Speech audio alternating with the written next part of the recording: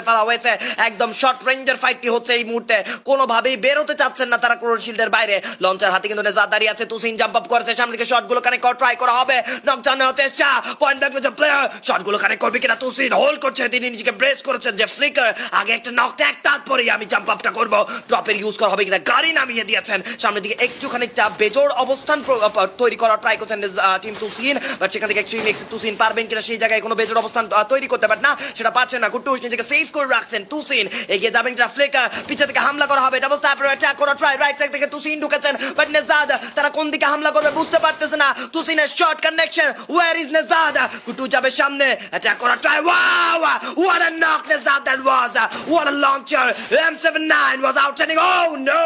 কুট্টুস gets second down, 1v1 পুরনো সতীর্থর সাথে 1v1 এর ব্যাটল, কে জিতবে এই ব্যাটলফিল্ডটা, come on come on come on, 184 ডান, আর একটা শট লাগে, come on Nejad come on, and yes it is, DSC are the champion.